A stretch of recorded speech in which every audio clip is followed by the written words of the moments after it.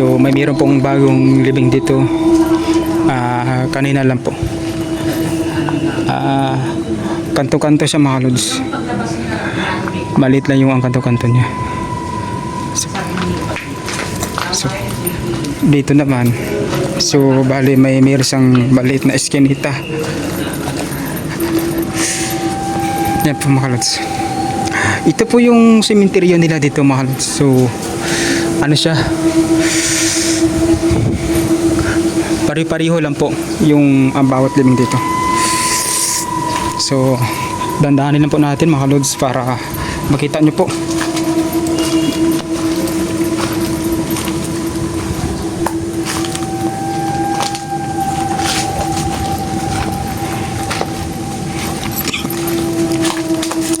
Ayan po, at samahan nyo lang po ako ngayong araw na to na mag-iikot dito mismo sa loob ng sementeryo na to.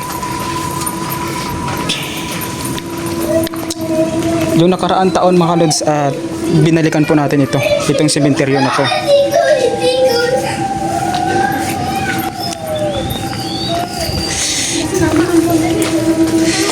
Maambo na rin mga lods.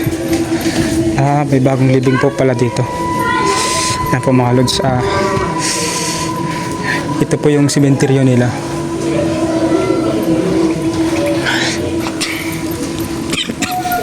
May bagong living pala dun. So dito iikotin po natin itong sementeryo.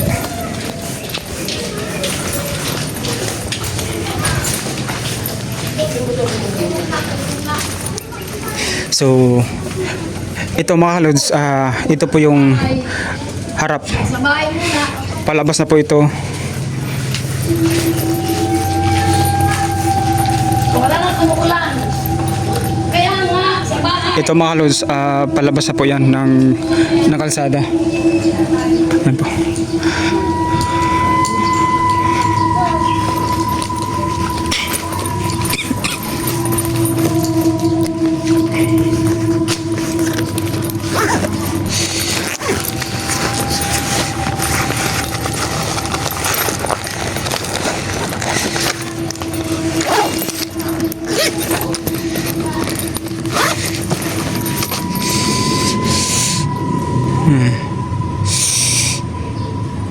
Yan po. Tapos doon sa kabila mga lods, meron din doon. So dito muna tayo. Dandahanin lang po natin yung ang camera mga lods.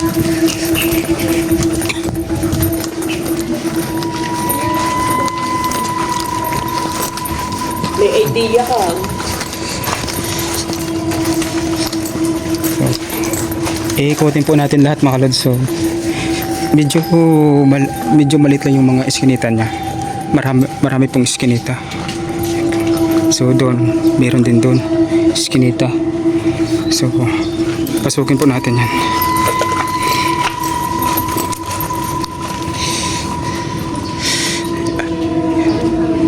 Ganito mga lods yung mga iskinita.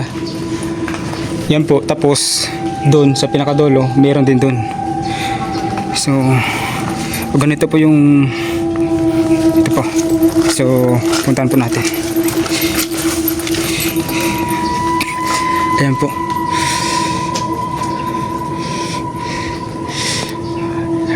Grabe na talaga, nakakatakot mga lods. Tapos dito meron din. Dito naman niya, ang lahat nakalibing dito puro po mga bata. So doon sa kabila may bagong living, yung maraming tao kanina na nakita ko. So dito naman mga lods, puro po mga bata po yan. Nasa likod po lahat ng mga bata dito po nakalibing. So grabe no, milyon na mga bata na nakalibing. Dahil talagang sa panahon ngayon ay marami na talagang patay mga lods. Piming lods mga lods. So meron pa ako nakitang pusa. Kahit saan po ako pumupunta na sementeryo, talagang may pusa talaga. Talagang may pusa talaga. So puntahan po natin. Baka yun. Himing! Himing!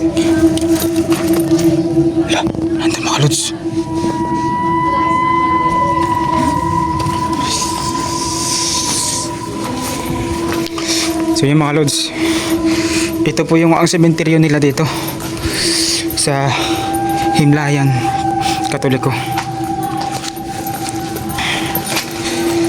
Mimi! Puso, tumakbo. Mimi, Mimi, Mimi!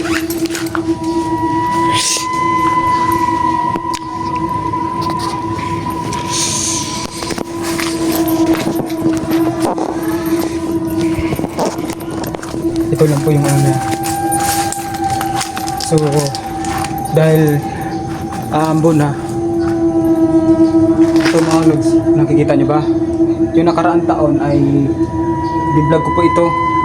So, medyo ano na rin na hapon.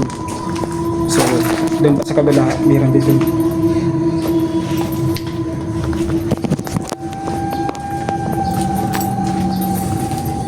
So yun lang mga kalods, maraming salamat po sa inyo lahat sa nanonood sa YouTube channel ko. Please kung bago pa lang kayo sa YouTube channel ko, huwag niyo po kalimutan mag-subscribe. Paki-like and share para lagi po kayong updated sa bagong video sa Bimo Respeto. So yun lang mga kalods at maraming salamat po sa inyo lahat.